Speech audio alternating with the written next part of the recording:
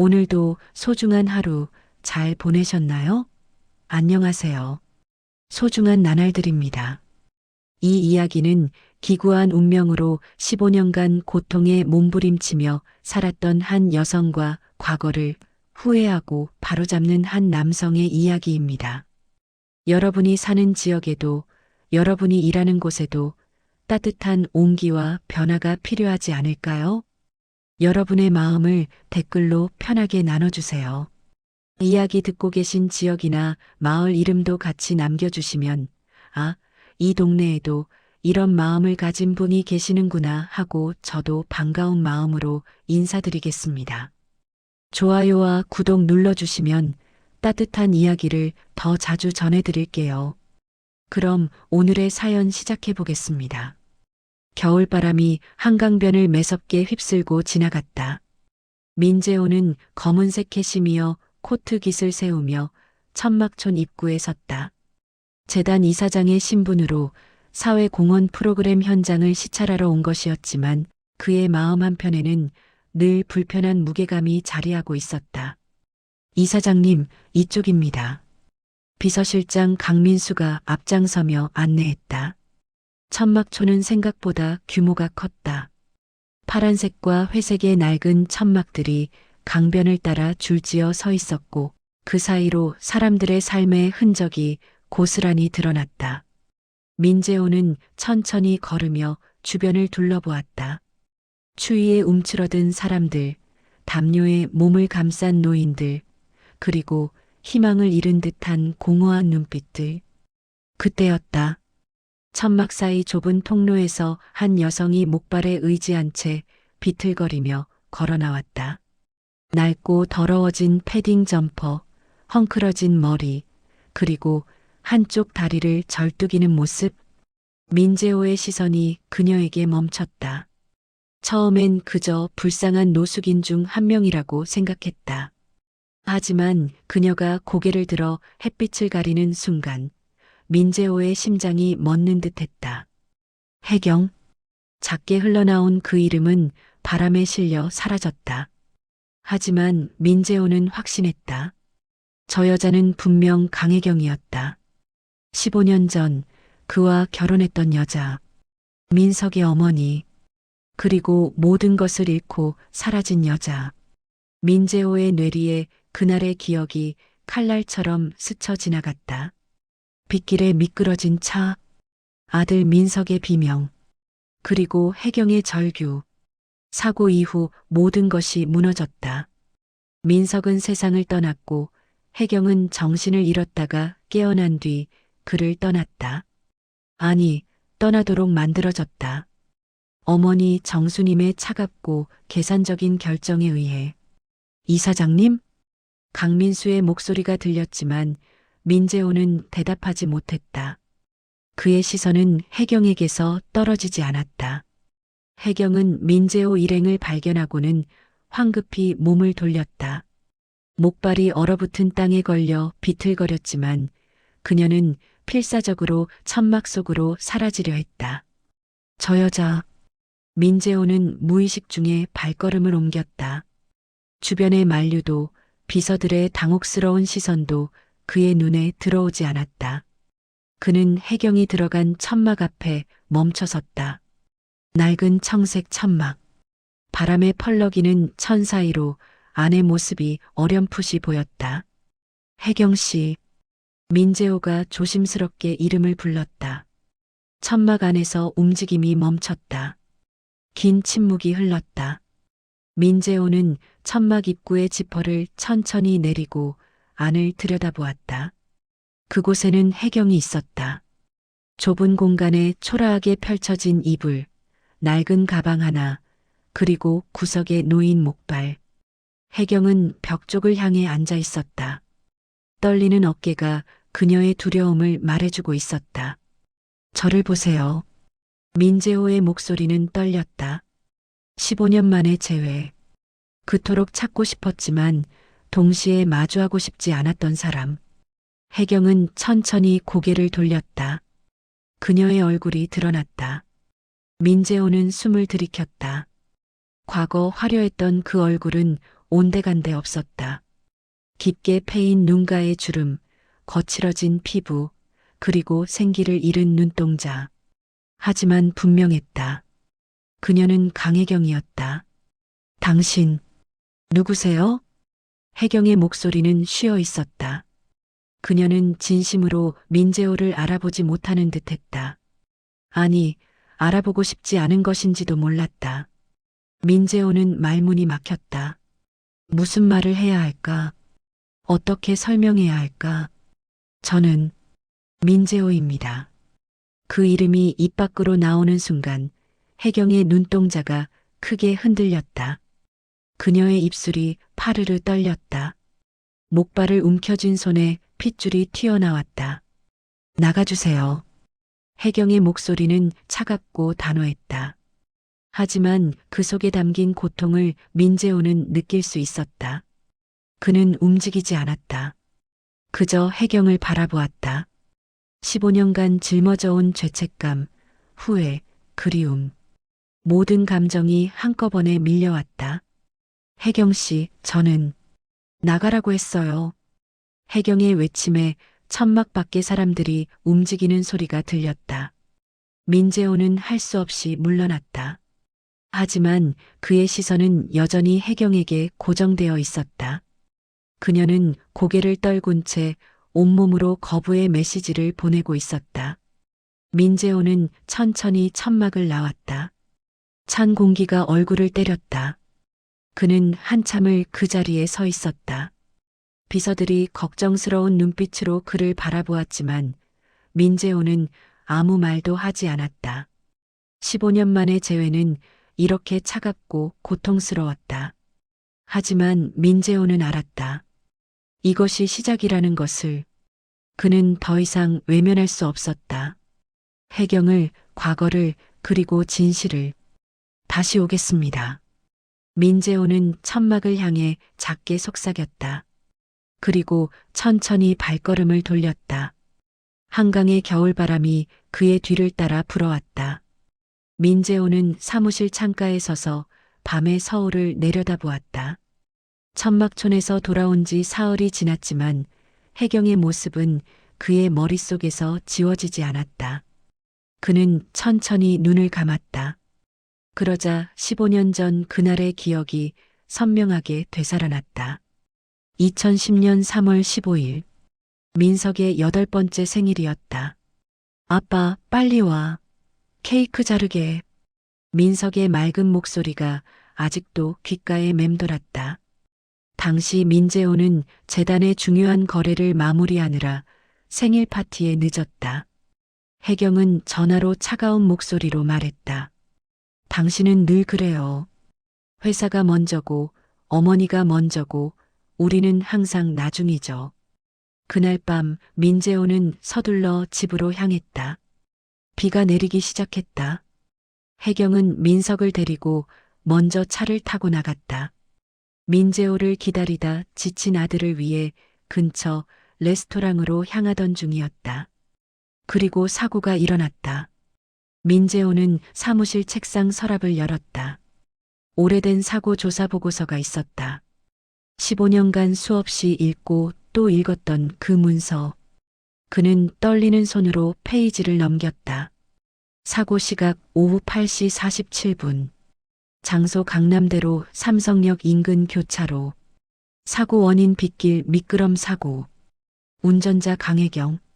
탑승자 민석 8세. 결과 민석 사망, 강혜경 중상. 간결한 문장들 속에 담기지 않은 진실이 있었다. 민재호는 그것을 알고 있었다.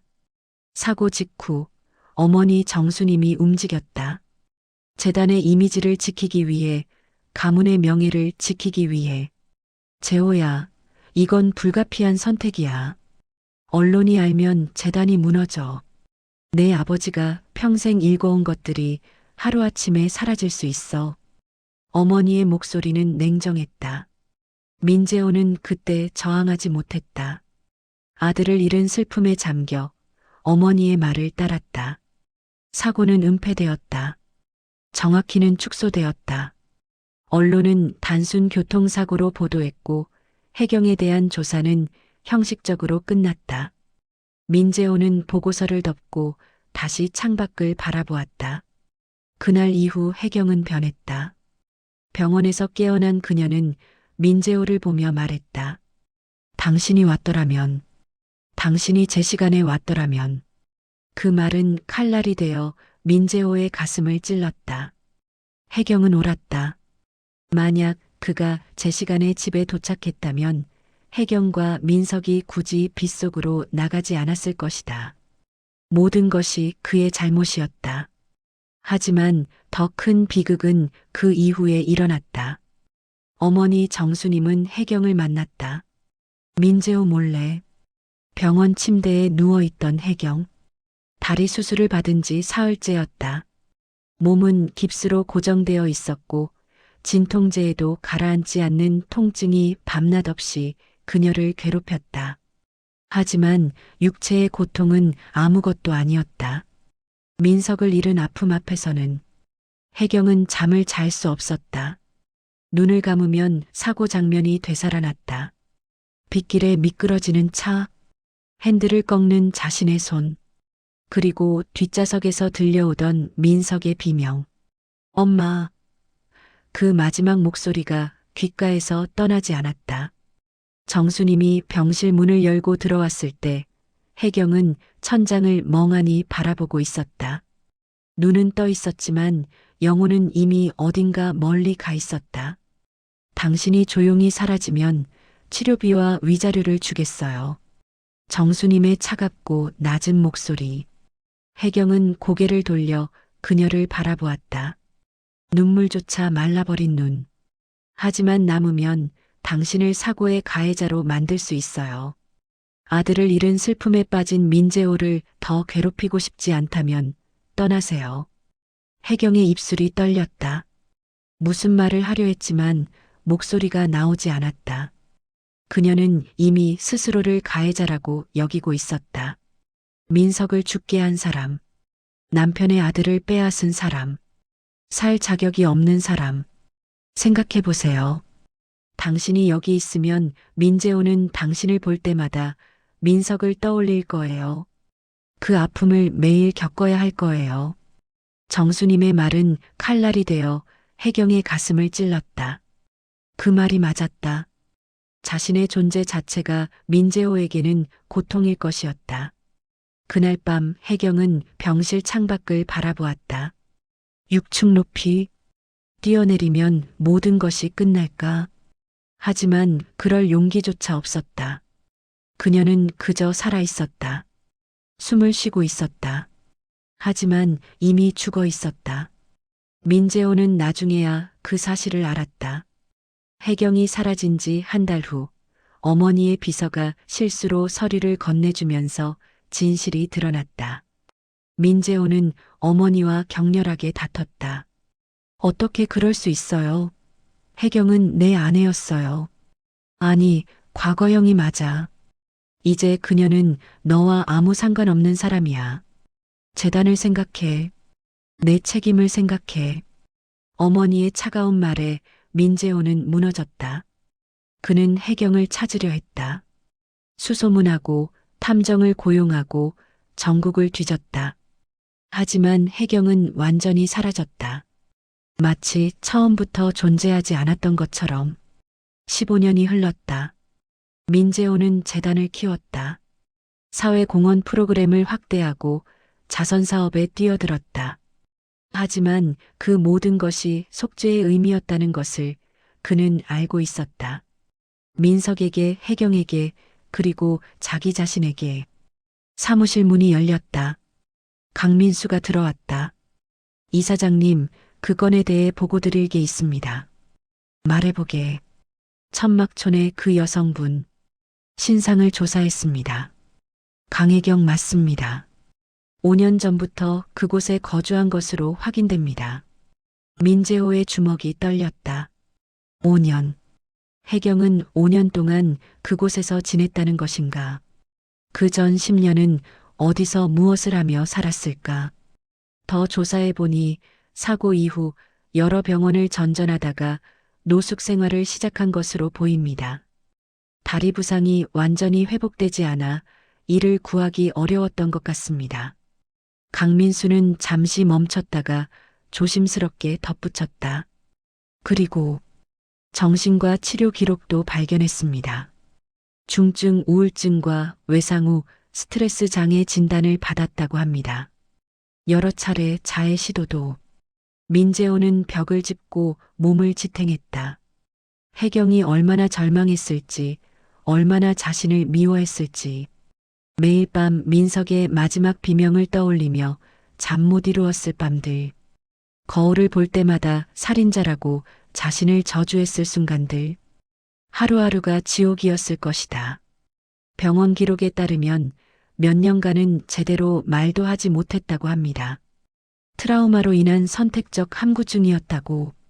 그리고 약물 과다 복용으로 응급실에 실려간 적도 3번.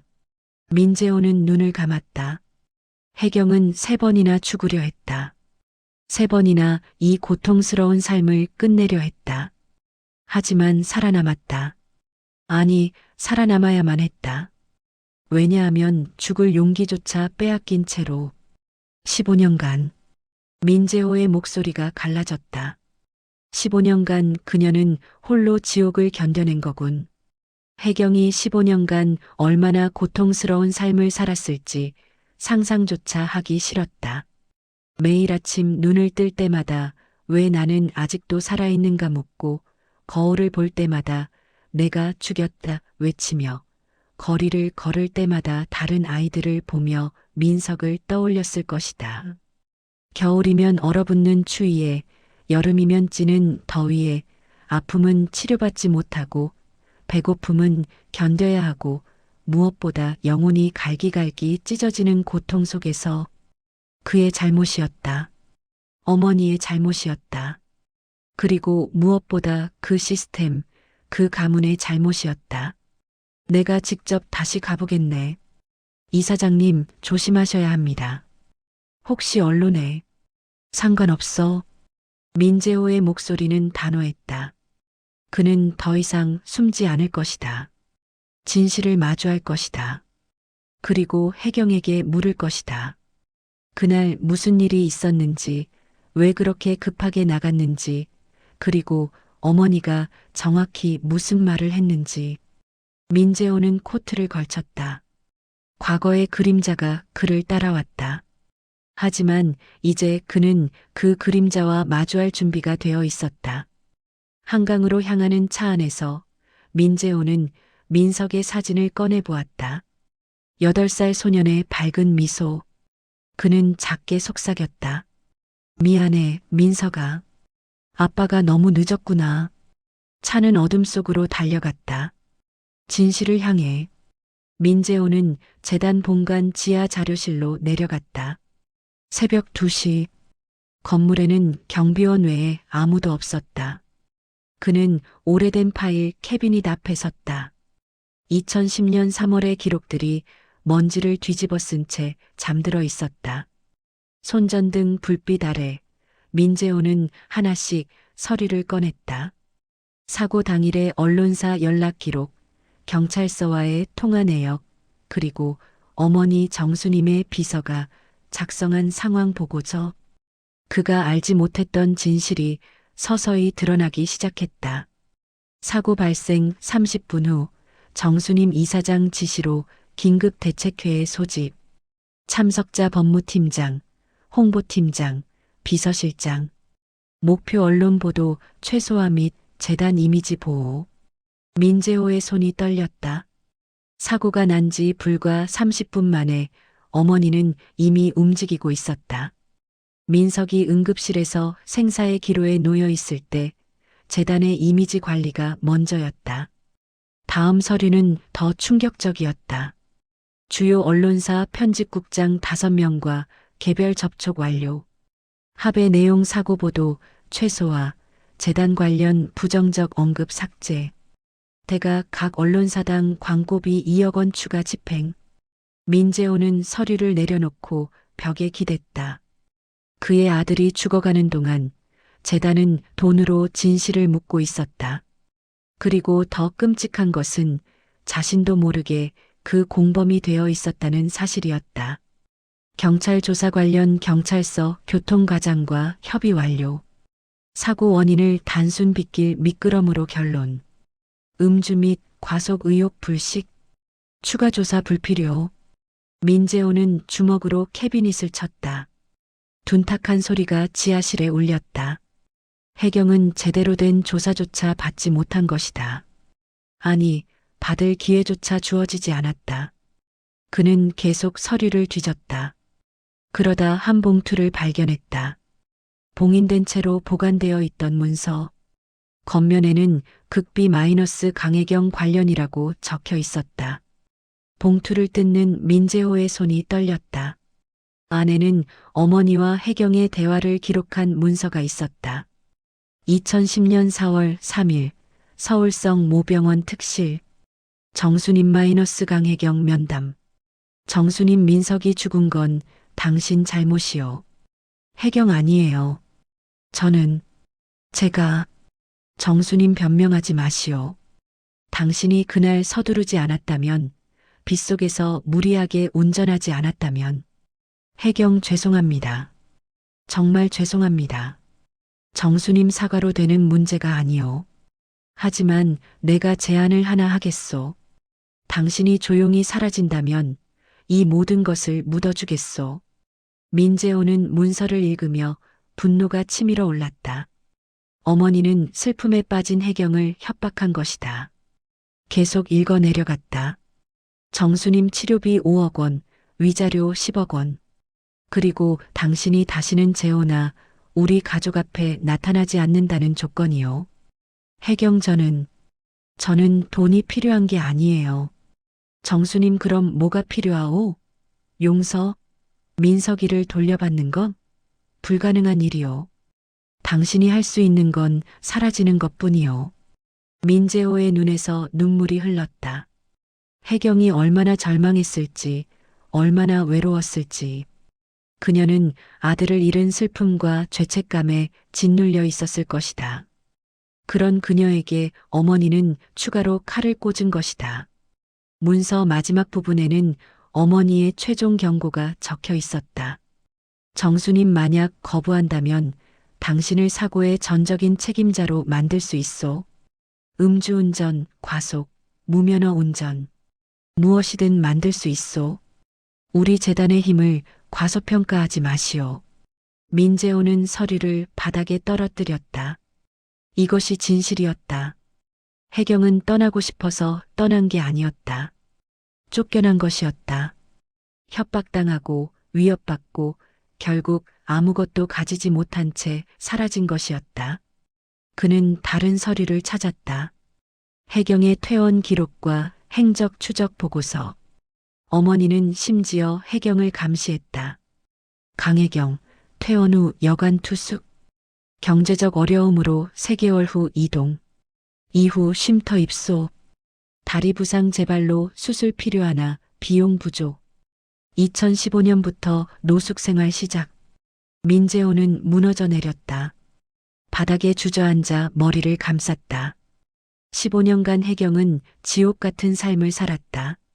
치료받지 못한 다리, 일자리를 구할 수 없는 현실, 그리고 결국 거리로 내몰린 살. 어머니. 민재호는 이를 악물었다. 어머니를 만나야 했다. 그리고 대면해야 했다. 이 모든 진실을. 그는 서류를 정리하고 지하실을 나왔다. 새벽 공기가 차가웠지만 그의 가슴은 분노로 뜨거웠다. 그는 휴대폰을 꺼내 어머니의 번호를 눌렀다. 여보세요? 어머니의 목소리는 여전히 냉정했다. 어머니, 저 민재호입니다. 지금 당장 만나야겠습니다. 이 새벽에 무슨 혜경 씨에 대해 알고 있습니다. 어머니가 그녀에게 무슨 짓을 했는지 다 알고 있어요. 전화 너머로 침묵이 흘렀다. 잠시 후 어머니가 말했다. 그래, 알아야 할 때가 됐군. 내일 아침 저택으로 오너라. 전화가 끊겼다. 민재호는 하늘을 올려다보았다. 동이 트기 시작했다. 새로운 진실이 밝혀질 날이었다. 그는 천막촌 방향을 바라보았다. 혜경에게도 이 모든 것을 말해야 했다. 그녀가 떠난 것이 그녀의 잘못이 아니라는 것을, 그리고 진심으로 사과해야 했다. 민재호는 차에 올라탔다. 숨겨진 진실이 드러나는 순간 모든 것이 바뀔 것이었다. 민재호는 어머니의 저택 앞에 섰다. 평창동 언덕 위에 자리한 이 집은 그의 어린 시절 추억이 깃든 곳이었다. 하지만 이제 이 집은 거짓과 조작의 상징으로만 보였다. 아니, 감옥이었다. 가문의 명예라는 이름으로 사람을 가두고 진실을 매장하는 차가운 감옥. 집사가 문을 열었다. 민재호는 그를 밀치다시피 하며 거실로 걸어 들어갔다. 어머니 정수님은 소파에 앉아 차를 마시고 있었다. 그녀의 표정은 평온했다. 마치 아무 일도 없었다는 듯이, 마치 한 사람의 인생을 파괴한 것이 그저 일상적인 업무였다는 듯이. 앉아라. 정수님의 목소리는 여전히 위엄이 있었다. 명령하는 어조. 민재호는 앉지 않았다. 그는 서류 봉투를 탁자 위에 던졌다. 봉투가 찻잔을 스치며 차가 쏟아졌다. 정수님의 표정이 굳었다. 이게 뭡니까? 민재호의 목소리는 낮게 떨렸다. 분노를 억누르느라 온몸이 떨렸다. 정수님은 쏟아진 차를 흘끗 보고는 침착하게 냅킨으로 닦았다. 내가 뭘 했는지 알고 있으니 굳이 설명이 필요하겠느냐? 설명이 필요합니다. 민재호가 소리쳤다. 그의 목소리가 저택 전체에 울렸다. 어떻게 그럴 수 있었습니까? 어떻게 사람을 그렇게 대할 수 있었어요? 혜경은 제 아내였어요. 민석의 어머니였어요. 그 여자가 얼마나 고통받았는지 아십니까? 정수님은 여전히 침착했다. 그녀는 찻잔을 내려놓고 차갑게 말했다. 알았어. 그래서라고요? 민재호는 믿을 수 없다는 표정으로 어머니를 바라보았다. 한 사람이 15년간 지옥 같은 삶을 살았어요. 3번이나 죽으려 했어요. 제대로 말도 못하고 먹지도 못하고 거리에서 얼어 죽을 뻔했어요. 그런데 어머니는 그래서라고 말하는 겁니까? 재호야. 정수님이 자리에서 일어났다. 그녀의 눈빛은 여전히 차갑고 단단했다. 세상은 너처럼 감상적이지 않아. 한 사람의 고통보다 더 큰 것들이 있어. 이 가문, 이 재단 수천 명의 직원들. 그들의 생계가 걸려 있었어. 그게 사람 한 명을 파멸시킬 이유가 됩니까? 민재호가 한 걸음 다가섰다. 그의 주먹이 떨렸다. 어머니, 혜경은 아무 잘못도 없었어요. 사고는 의도한 게 아니었어요. 그런데 어머니는 그녀를 가해자로 만들었어요. 협박하고 위협하고 쫓아냈어요. 정수님은 찻잔을 내려놓고 민재호를 똑바로 바라보았다. 나는 이 가문을 지켰다. 재단을 지켰다. 그리고 너를 지켰다.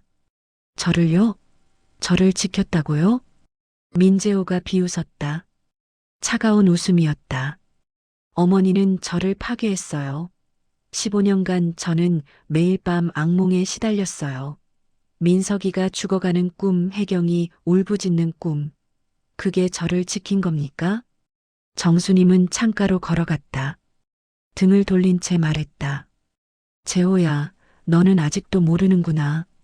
그날 사고가 나고 언론이 알았더라면 무슨 일이 벌어졌을지. 재단 이사장의 며느리가 손자를 죽게 한 사고. 언론은 우리를 찢어 발겼을 것이다. 주가는 폭락했을 것이고 거래처들은 등을 돌렸을 것이고. 그게 중요합니까? 민재호가 소리쳤다. 그는 어머니에게 다가가 어깨를 붙잡아 돌렸다. 민석이가 죽었는데 제 아들이, 어머니의 손자가 죽었다고요. 그런데 어머니가 제일 먼저 한 일이 주가 걱정이었어요? 언론 통제였어요? 정수님이 민재호의 손을 뿌리쳤다. 그래, 그게 내 일이었어. 나는 이 가문의 수장이야. 감정에 휘둘려서는 안 돼. 누군가는 냉정해야 해. 누군가는 큰 그림을 봐야 해. 큰 그림? 민재호의 목소리가 위험하게 낮아졌다. 어머니가 말하는 큰 그림에는 사람이 없더군요. 해경도 없고 민석도 없고 저도 없어요. 그저 재단, 돈, 명예만 있을 뿐이죠. 내가 철없이 말하는구나. 정수님이 목소리를 높였다. 처음으로 그녀의 냉정함에 금이 갔다. 나도 알아. 민석이는 내 손자였어. 내가 얼마나 아팠는지 너는 몰라. 하지만 죽은 사람은 돌아오지 않는다. 산 사람이 살아가야 해.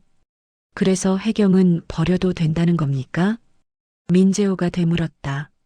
그녀는 우리 가족이 아니었어요? 어머니에게는 그저 버릴 수 있는 존재였어요? 정수님의 얼굴이 굳어졌다. 강혜경은 처음부터 우리 가문에 맞지 않았어. 평범한 집안 출신, 변변한 학벌도 없고, 내가 그녀와 결혼하겠다고 했을 때부터 반대했었지.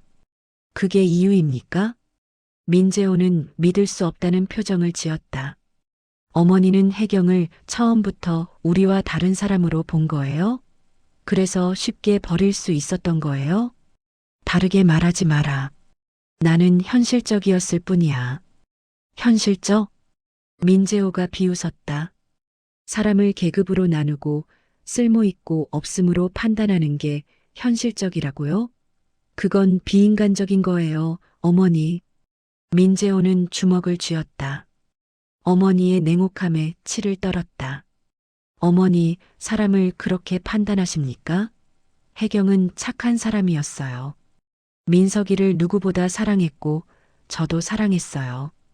정수님은 돌아서서 민재호를 바라보았다. 사랑? 사랑으로 밥을 먹고 사느냐? 이 가문에는 책임이 있어. 수천 명의 직원들, 수만 명의 수혜자들. 우리의 실수 하나가 그들 모두에게 영향을 미쳐. 그래서 해경을 희생시킨 겁니까? 민재호의 목소리가 갈라졌다. 어머니는 항상 그렇게 말씀하셨죠. 큰 것을 위해 작은 것을 포기해야 한다고. 하지만 해경은 작은 것이 아니에요.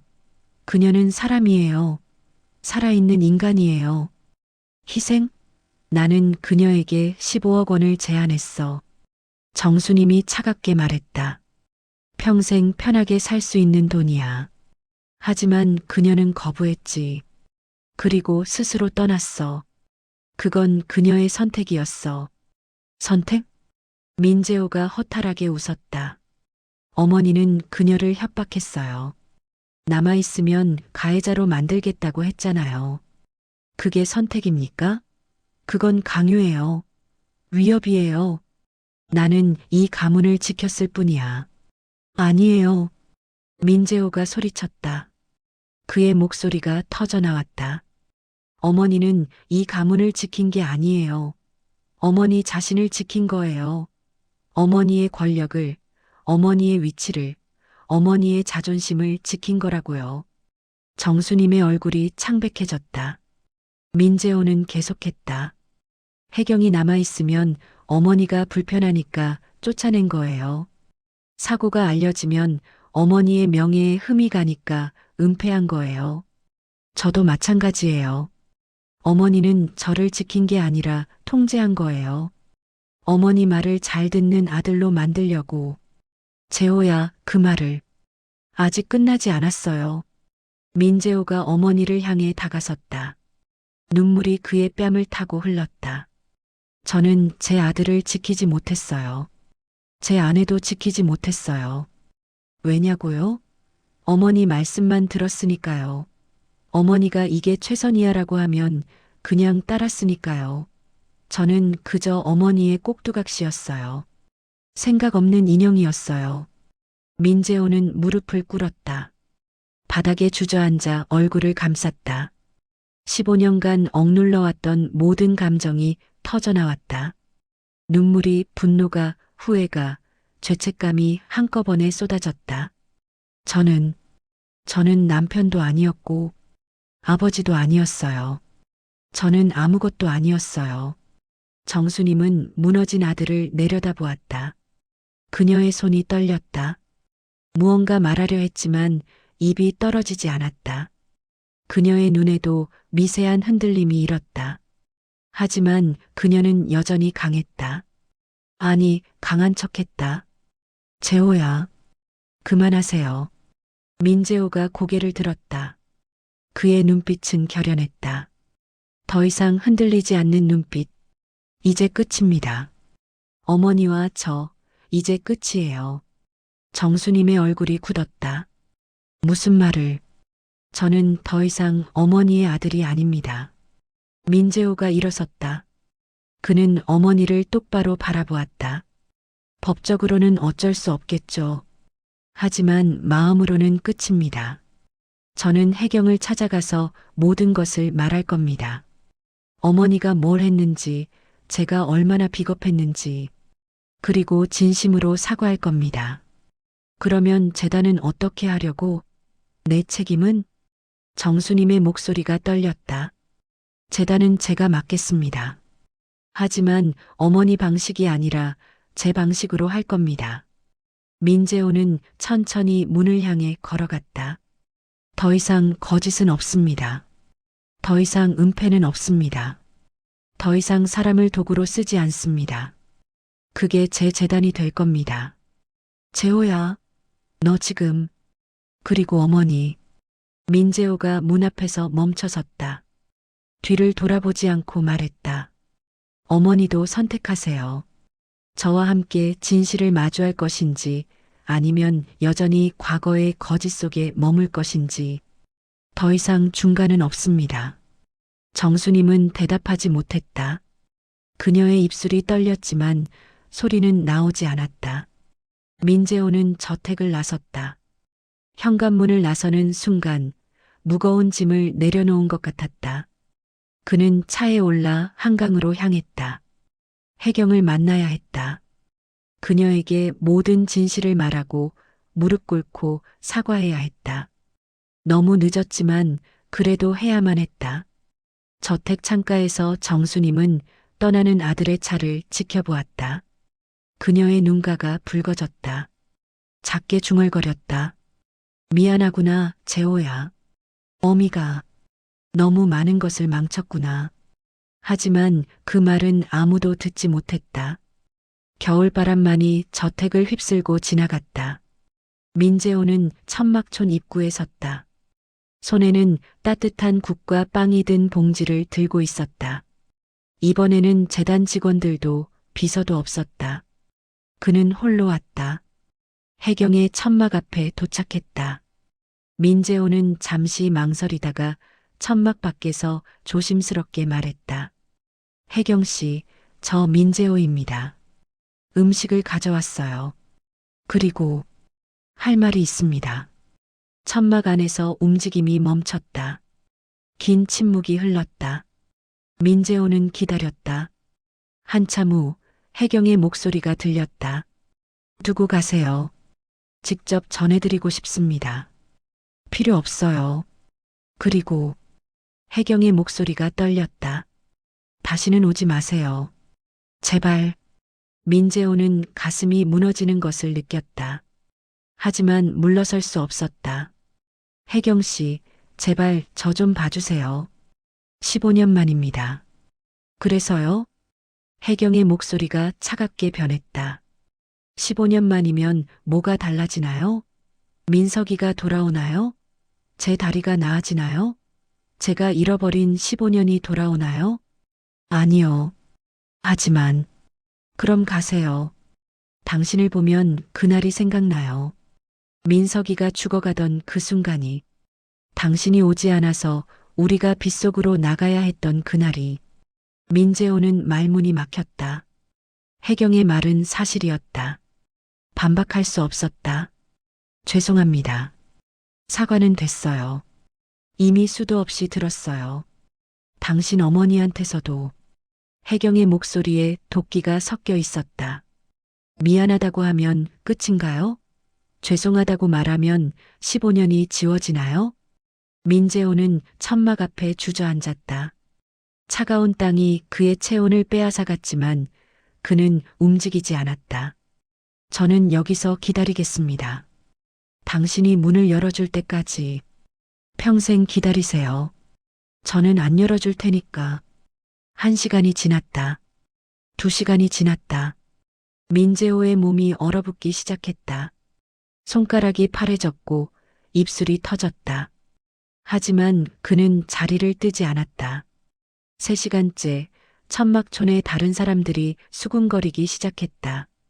누군가 민재호에게 담요를 건넸다. 그는 고개를 저으며 거절했다. 괜찮습니다. 4시간이 지났다. 해가 기울기 시작했다.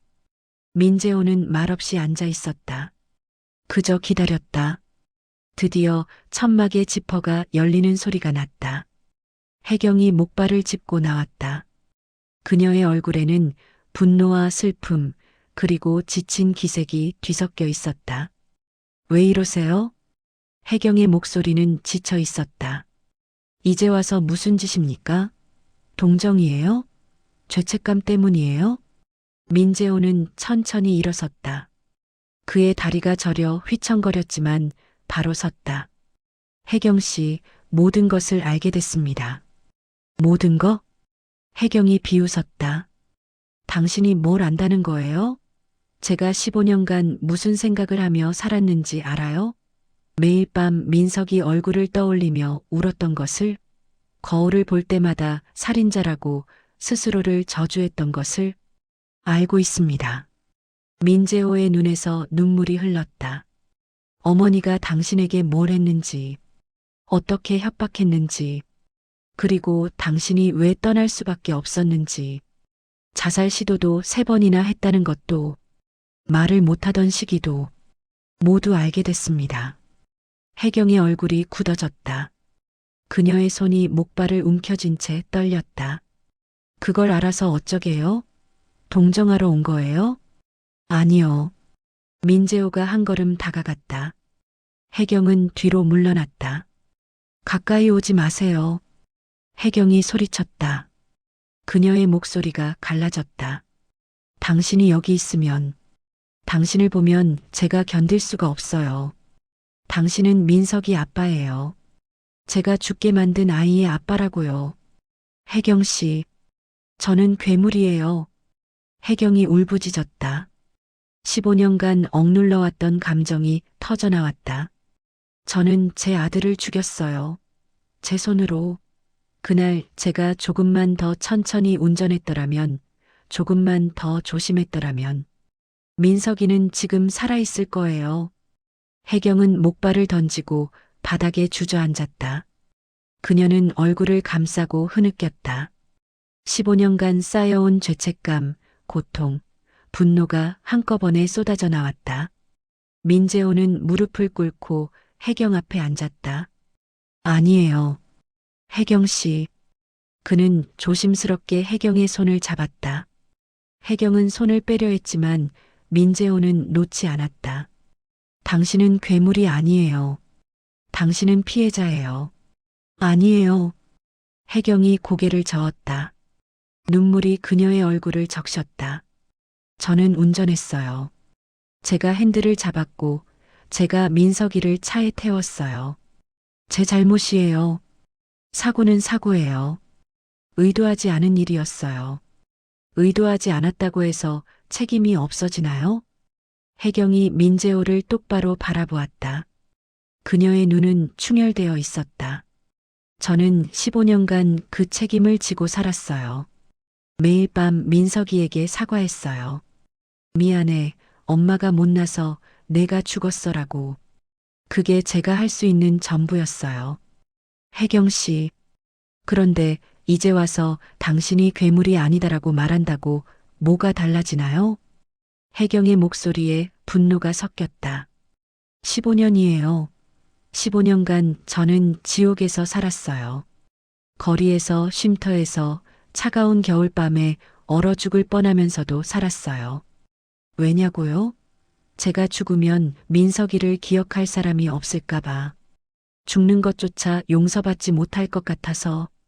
민재호는 말문이 막혔다. 혜경의 고통은 그가 상상했던 것보다 훨씬 깊고 어두웠다. 당신은 몰라요. 혜경이 계속했다. 음식을 얻어먹으면서도 내가 이럴 자격이 있나 생각했어요. 따뜻한 곳에 들어가면 민석이는 차가운 땅에 묻혀 있는데 생각했어요. 웃음이 나올 때마다 내가 웃을 자격이 있나 자책했어요. 혜경은 자신의 다리를 내려다보았다. 이 다리도 제가 받은 벌이에요. 평생 절뚝거리며 살라는. 민석이 없는 세상에서 편하게 걸을 자격이 없다는. 그건 벌이 아니에요. 민재호가 소리쳤다. 혜경 씨, 들어보세요. 당신은 벌을 받은 게 아니에요. 당신은 어머니에게 당한 거예요. 어머니가 당신을 쫓아냈어요. 치료받을 기회를 빼앗았어요. 돈도 주지 않았어요. 그리고 당신을 죄인으로 만들었어요. 혜경은 고개를 저었다. 아니에요. 당신 어머니는 옳았어요. 뭐라고요? 그분이 말씀하신 거 다 맞았어요. 저는 당신 가문에 어울리지 않았어요. 저 때문에 재단 이미지가 나빠질 수도 있었어요. 그리고 혜경의 목소리가 떨렸다. 저 때문에 당신이 고통받는 것도 맞았어요. 제가 있으면 당신은 민석이를 떠올릴 수밖에 없으니까. 천만에요. 민재호가 혜경의 어깨를 잡았다. 혜경 씨, 당신은 제게 고통이 아니에요. 당신은 민석이와 함께 행복했던 시간을 기억할 수 있는 유일한 사람이에요. 당신이 사라지고 나서 저는 더 외로웠어요. 민석이 이야기를 나눌 사람이 없었어요. 혜경은 눈물을 닦았다. 하지만 여전히 확신이 없었다. 그래도 이제 와서 뭘 어쩌자는 거예요? 15년이 지났어요. 너무 늦었어요. 늦지 않았어요. 민재호는 혜경의 손을 꽉 잡았다. 지금이라도 시작할 수 있어요. 혜경 씨, 저는 민석이를 기리는 병원을 세우고 싶어요. 무료 병원이요. 당신처럼 치료받지 못하는 사람들을 위한 병원. 혜경은 놀란 눈으로 민재호를 바라보았다. 병원을요? 네. 민석이의 이름으로. 그가 살지 못한 세상에서 다른 사람들이 살 수 있도록. 그게 우리가 할 수 있는 최선의 방법인 것 같아요. 혜경은 입술을 깨물었다. 그녀의 마음이 흔들리기 시작했다. 하지만 여전히 두려웠다. 저는 아무것도 할 수 없어요. 할 수 있어요. 아니에요. 저 좀 보세요. 혜경이 자신을 가리켰다. 이 꼴로 무슨 일을 할 수 있겠어요? 저는 다리도 불편하고 배운 것도 없고 15년간 제대로 된 일도 안 했어요. 저는 쓸모없어요. 그렇지 않아요. 민재호의 목소리가 단호했다. 혜경 씨, 당신은 15년을 견뎠어요. 그 누구도 할 수 없는 일을 해냈어요. 당신은 강해요. 그리고 환자들의 고통을 누구보다 잘 이해해요. 그게 가장 중요한 자격이에요. 혜경은 여전히 의심스러운 눈빛으로 민재호를 바라보았다. 왜요? 왜 저한테 이러세요? 15년 만에 나타나서 갑자기 병원을 만들자고 하고 저보고 같이 하자고 하고 이해가 안 돼요. 왜냐하면 민재호는 잠시 말을 멈췄다. 그리고 천천히 진심을 담아 말했다. 저는 당신이 필요하기 때문입니다. 민석이의 엄마로서가 아니라 강혜경이라는 한 사람으로서 당신 없이는 이 일을 할 수 없어요. 혜경은 고개를 저었다. 거짓말이에요. 당신은 돈도 있고 권력도 있고 사람도 많아요. 저 같은 사람은 필요 없어요. 돈과 권력으로는 할 수 없는 일이 있어요. 민재호가 말했다. 환자들의 마음을 이해하는 것. 그들의 고통에 진심으로 공감하는 것. 그건 경험해 본 사람만이 할 수 있어요. 혜경 씨, 당신은 그걸 할 수 있어요. 혜경은 여전히 확신하지 못했다. 하지만 저는 당신과 함께 있을 수 없어요. 당신을 보면 민석이가 생각나고 그러면 저는 저도 그래요. 민재호가 조용히 말했다. 저도 당신을 보면 민석이가 생각나요. 하지만 그게 나쁜 건가요? 우리가 민석이를 잊어야 하나요? 혜경은 대답하지 못했다. 아니에요. 민재호가 계속했다. 우리는 민석이를 기억해야 해요. 그리고 그 기억으로 다른 사람들을 도와야 해요. 그게 민석이가 우리에게 남긴 마지막 선물이에요. 혜경의 눈에서 다시 눈물이 흘렀다. 그녀의 마음이 조금씩 움직이기 시작했다. 하지만 여전히 두려움이 컸다. 저는 자신이 없어요. 혜경이 작게 말했다. 15년간 저는 실패만 했어요. 일을 해도 오래 못 가고 사람들과 어울리지도 못하고 저는 망가진 사람이에요. 망가진 게 아니에요. 상처받은 거예요. 민재호는 혜경의 손을 다시 잡았다. 상처는 치유할 수 있어요. 함께라면. 혜경 씨, 저도 혼자서는 못해요. 저도 상처받았어요. 저도 민석이를 잃고 망가졌어요. 하지만 우리가 함께하면 서로를 치유하면서 앞으로 나갈 수 있어요. 혜경은 오랫동안 침묵했다. 그녀의 머릿속에서 수많은 생각이 교차했다. 두려움, 의심, 희망, 그리움. 만약. 혜경이 조심스럽게 입을 열었다. 만약 제가 실패하면 어떻게 해요? 제가 당신 기대에 못 미치면? 실패는 없어요. 민재호가 단호하게 말했다. 당신이 노력하는 것 자체가 성공이에요.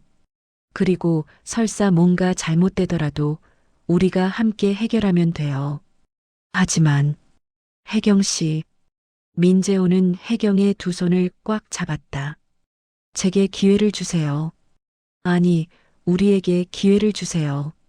민석이를 위해서라도. 민석이라는 이름을 듣는 순간 혜경의 마음이 흔들렸다. 그녀는 눈을 감았다. 민석의 얼굴이 떠올랐다. 8살 아들의 밝은 미소. 엄마 괜찮아. 엄마는 할 수 있어. 마치 민석이가 말하는 것 같았다.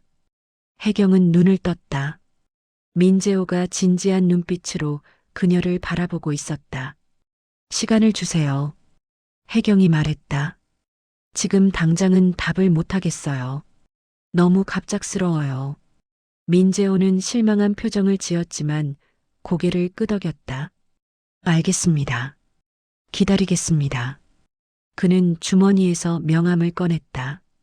제 번호예요. 마음이 정해지면 연락 주세요. 언제든지. 혜경은 명함을 받았다. 그녀는 명함을 오래 바라보았다. 그리고 혜경 씨, 민재호가 일어서며 말했다. 당신이 생각하는 것보다 당신은 훨씬 강한 사람이에요. 그걸 잊지 마세요. 민재호는 천막을 나섰다. 혜경은 홀로 남았다. 그녀는 명함을 쥔 채 민석의 사진을 꺼내 보았다. 15년간 함께했던 낡은 사진. 민석아. 혜경은 사진에 손을 얹었다. 엄마가 어떻게 해야 할까? 이제 앞으로 나가도 될까? 대답은 없었다. 하지만 혜경의 가슴 속에서 무언가 움직이기 시작했다. 오랫동안 꺼져 있던 희망의 불씨가 다시 타오르기 시작했다. 일주일이 지났다. 민재호는 매일 천막촌 입구에 와서 기다렸다. 혜경의 천막 가까이 가지는 않았다. 그저 멀리서 지켜볼 뿐이었다. 비가 오나 눈이 오나 그는 매일 왔다. 열흘째 되는 날 혜경이 천막에서 나왔다. 그녀는 민재호를 발견하고 천천히 그에게 다가갔다. 민재호는 자리에서 일어났다. 왜 매일 오세요? 혜경이 물었다. 민재호는 솔직하게 대답했다. 당신이 혼자가 아니라는 걸 보여주고 싶었어요. 혜경은 긴 침묵 끝에 입을 열었다. 조건이 있어요. 민재호의 눈이 빛났다. 말씀하세요. 천천히 가요. 저는 아직 준비가 안 됐어요. 서두르지 말아주세요. 물론입니다. 그리고 제가 힘들다고 하면 언제든 그만둘 수 있게 해주세요. 약속합니다. 혜경은 깊은 숨을 들이쉬었다. 그리고 작게 고개를 끄덕였다. 좋아요. 해볼게요. 민석이를 위해서. 민재호는 미소 지었다. 15년 만에 처음으로 진심 어린 미소였다. 고맙습니다, 혜경 씨. 후회하지 않게 하겠습니다. 후회는 이미 충분히 했어요. 혜경이 쓸쓸하게 웃었다. 이제는 다른 걸 느껴보고 싶어요. 희망이라는 걸. 두 사람은 나란히 서서 하늘을 올려다보았다. 겨울 하늘은 차갑고 흐렸지만 구름 사이로 햇살이 비치기 시작했다. 작지만 따뜻한 빛이었다. 그날 밤 두 사람은 민석의 추억을 이야기하며 밤을 보냈다. 8살의 밝은 미소, 장난기 가득한 웃음소리, 그리고 아빠, 엄마 사랑해라고 하던 그 목소리. 민석은 떠났지만 그의 사랑은 여전히 두 사람을 이어주고 있었다. 그리고 이제 그 사랑은 더 많은 사람들에게 전해질 것이었다. 새벽이 밝아왔다. 한강 위로 떠오르는 해가 천막촌을 비췄다. 민재호와 혜경은 손을 맞잡고 그 빛을 바라보았다. 고통의 어둠이 지나고 희망의 빛이 떠오르고 있었다. 6개월 후 서울 은평구에 새로운 건물이 들어섰다. 4층 규모의 현대식 건물. 입구에는 큰 간판이 걸려 있었다. 민석기념병원 -MINSEOK 머모리얼 하스피털. 민재호는 건물 앞에 서서 간판을 올려다보았다. 그의 옆에는 혜경이 서 있었다. 그녀는 더 이상 낡은 목발이 아닌 새 목발에 의지하고 있었고 얼굴에는 생기가 돌았다. 드디어 완성됐네요. 혜경의 목소리에는 감격이 담겨 있었다. 민재호는 고개를 끄덕였다. 네. 민석이가 보고 있을까요? 분명히 보고 있을 거예요. 그리고 자랑스러워할 거예요. 지난 6개월은 정신없이 흘러갔다. 민재호는 재단 이사회를 설득했다. 처음에는 반대가 심했다. 특히 어머니 정수님은 완강히 반대했다. 하지만 민재호는 물러서지 않았다. 이것은 제 개인 자산으로 하겠습니다. 재단의 명예에 누를 끼치지 않겠습니다. 하지만 이 병원은 재단의 이름으로 운영될 것입니다. 우리가 진정으로 사회에 기여하는 모습을 보여줄 기회입니다. 결국 이사회는 승인했다. 어머니도 마지못해 동의했다. 하지만 그녀는 여전히 민재호와 거리를 두고 있었다. 병원 설립 과정에서 혜경은 민재호의 든든한 동반자였다. 그녀는 환자의 입장에서 병원에 필요한 것들을 제안했다. 대기실에 따뜻한 차를 준비해 주세요. 노숙하시는 분들은 추위에 떨다 오니까요. 진료실마다 담요를 비치해 주세요.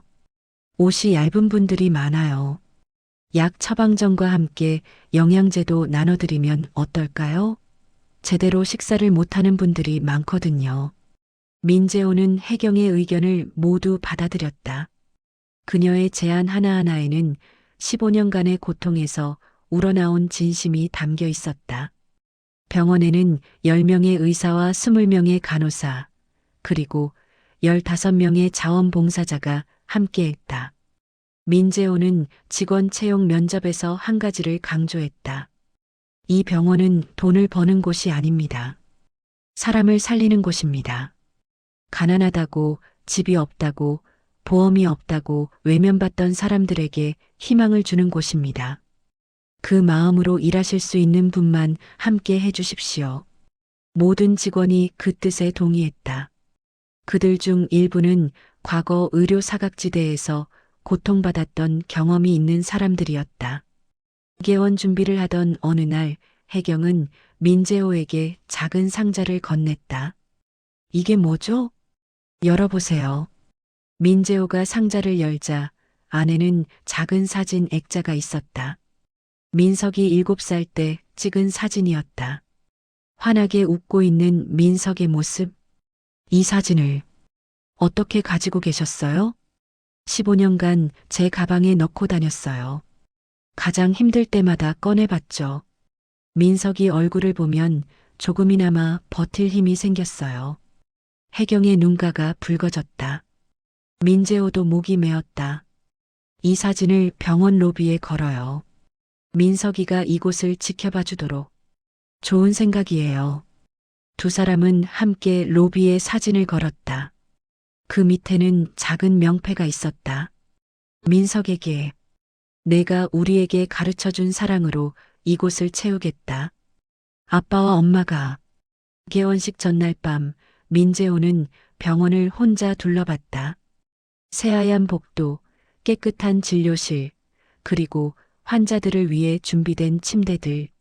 모든 것이 완벽했다. 그는 로비의 민석 사진 앞에 섰다. 아들의 밝은 미소가 그를 바라보고 있었다. 민석아, 아빠가 늦었구나. 15년이나 걸렸어.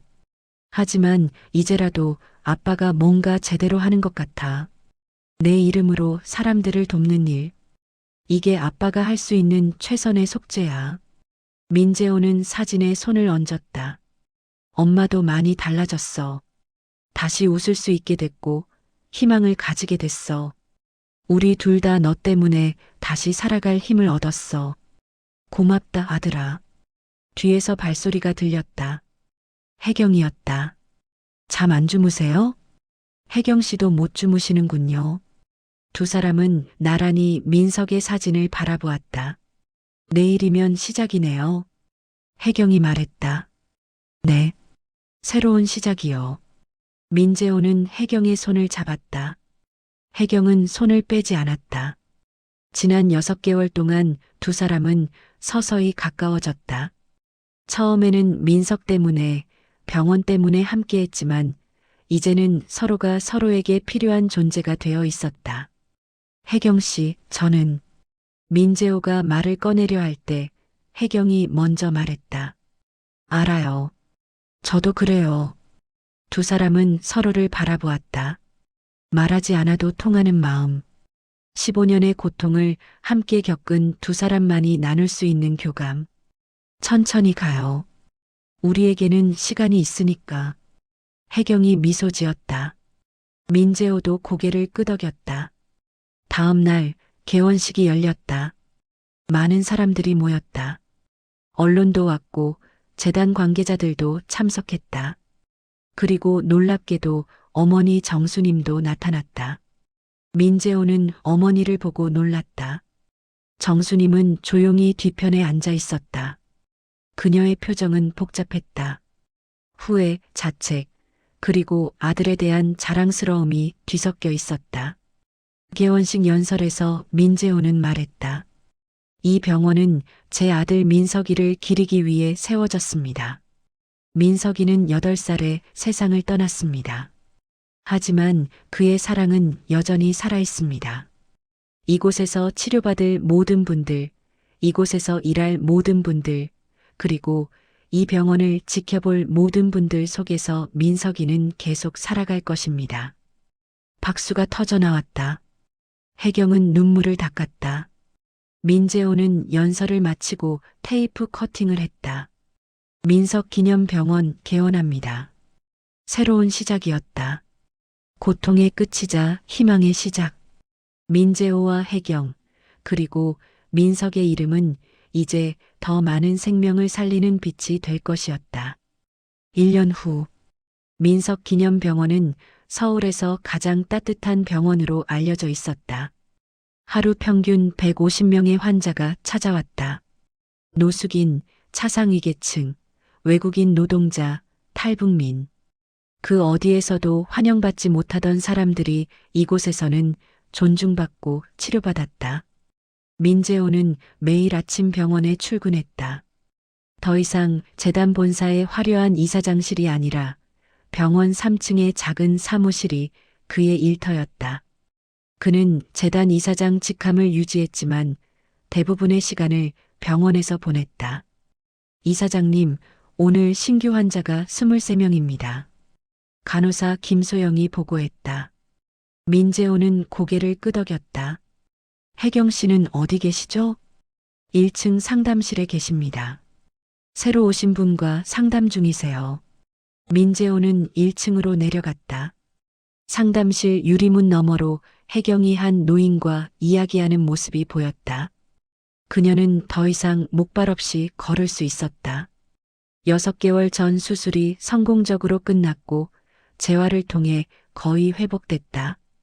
약간의 절뚝거림은 남았지만 그녀는 그것을 오히려 환자들과의 연결고리로 삼았다. 저도 한때 걷지 못할 뻔했어요. 하지만 포기하지 않았어요. 당신도 할 수 있어요. 혜경의 말에 노인이 고개를 끄덕였다. 그녀에게는 환자들의 마음을 여는 특별한 능력이 있었다. 같은 고통을 겪었기에 더 깊이 공감할 수 있었다. 상담이 끝나고 혜경이 나왔다. 민재호와 눈이 마주쳤다. 또 지켜보셨어요? 혜경이 미소 지었다. 민재호도 웃었다. 혜경 씨가 일하는 모습을 보면 제가 더 배우게 돼요. 두 사람은 로비로 걸어갔다. 민석의 사진이 여전히 그곳에 걸려 있었다. 사진 아래에는 이제 작은 꽃병이 놓여 있었다. 환자들과 직원들이 돌아가며 꽃을 바쳤다. 민석이가 기뻐할까요? 혜경이 사진을 올려다보며 물었다. 분명히요. 우리 아들은 착한 아이였으니까요. 그때 응급실 쪽에서 소란이 들렸다. 민재호와 혜경이 급히 달려갔다. 40대 남성이 실려오고 있었다. 그의 옷은 남루했고 얼굴은 창백했다. 뇌졸중 증상입니다. 빨리 준비해 주세요. 의사 박준혁이 소리쳤다. 간호사들이 재빠르게 움직였다. 민재호와 혜경은 복도에서 지켜보았다.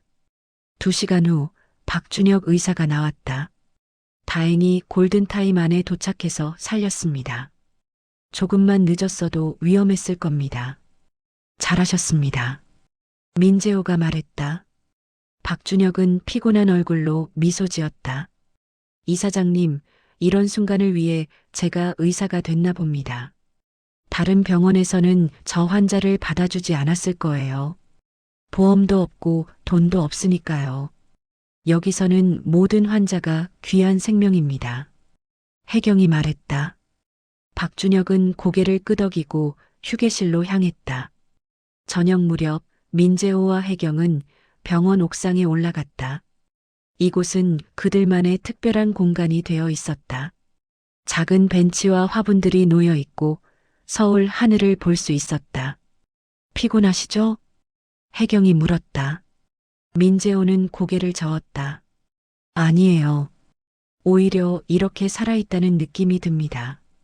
재단 일만 할 때는 그저 기계처럼 움직였는데 이제는 제가 사는 이유를 알 것 같아요. 저도 그래요.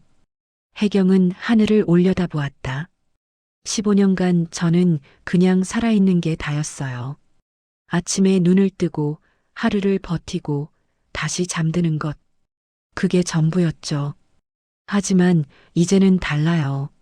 아침이 기대되고 환자들을 만나는 게 즐겁고 하루하루가 의미 있어요.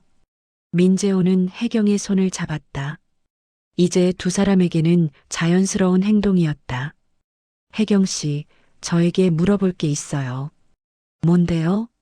민재호는 잠시 망설이다가 말했다. 우리 다시 시작할 수 있을까요? 혜경은 민재호를 바라보았다. 그의 눈에는 진심이 담겨 있었다. 무엇을 다시 시작하는데요? 우리요. 당신과 저. 부부로서가 아니라 두 사람의 인간으로서. 처음부터 다시. 혜경의 눈에 눈물이 고였다. 우리가 할 수 있을까요? 너무 많은 일이 있었는데. 바로 그렇기 때문에 할 수 있어요. 우리는 가장 깊은 고통을 함께 겪었어요. 이제 함께 행복도 만들어갈 수 있어요. 혜경은 오랫동안 침묵했다. 그리고 천천히 고개를 끄덕였다. 좋아요. 천천히 한 걸음씩. 민재호는 혜경을 껴안았다. 석양이 두 사람을 비췄다. 그때 옥상 문이 열렸다. 정수님이 서 있었다. 민재호와 혜경은 놀라 물러섰다. 정수님은 지팡이에 의지하며 천천히 다가왔다. 1년 사이 그녀는 많이 늙어 보였다. 어머니, 민재호가 조심스럽게 말했다. 정수님은 혜경을 바라보았다. 긴 침묵이 흘렀다. 강혜경 씨, 정수님이 입을 열었다. 제가 당신에게 용서받을 자격은 없습니다. 하지만 사과는 하고 싶습니다. 15년 전 제가 저지른 일 진심으로 후회합니다. 혜경은 놀란 표정으로 정수님을 바라보았다.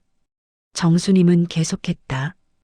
당신이 민석이를 얼마나 사랑했는지, 얼마나 좋은 어머니였는지 이제야 알겠습니다. 그리고 제가 얼마나 잔인했는지도. 정수님의 목소리가 떨렸다. 이 병원을 보면서 깨달았습니다. 진짜 중요한 게 뭔지, 재단의 명예나 돈이 아니라 사람의 마음이라는 것을. 늦었지만 이제라도 배우고 있습니다. 혜경은 다가가 정수님의 손을 잡았다. 용서합니다. 저도 이제 더 이상 과거에 얽매이고 싶지 않아요. 정수님의 눈에서 눈물이 흘렀다. 평생 강하게만 살아온 여자가 처음으로 눈물을 보이는 순간이었다. 세 사람은 석양 아래 함께 섰다. 15년의 상처가 비로소 치유되는 순간이었다. 그날 밤 병원 로비에서 작은 행사가 열렸다. 개원 1주년 기념식이었다. 환자들과 직원들, 자원봉사자들이 모두 모였다. 민재호가 마이크를 잡았다. 1년 전 우리는 작은 희망으로 시작했습니다. 민석이의 이름으로 사람들을 돕자는 희망. 그 희망이 이렇게 자랐습니다. 지금까지 5천 명이 넘는 환자를 치료했고 수많은 생명을 살렸습니다. 박수가 터졌다. 민재호는 계속했다. 이것은 제 혼자의 힘이 아닙니다. 여러분 모두의 힘입니다. 그리고 민석이가 우리에게 준 사랑의 힘입니다. 민재호는 혜경을 바라보았다. 혜경이 옆으로 다가왔다. 두 사람은 손을 맞잡았다. 앞으로도 우리는 계속할 것입니다. 민석이의 빛으로 더 많은 사람들을 비추겠습니다. 희망의 빛이 꺼지지 않도록. 환호와 박수가 울려 퍼졌다. 민석의 사진이 그 모든 순간을 지켜보고 있었다.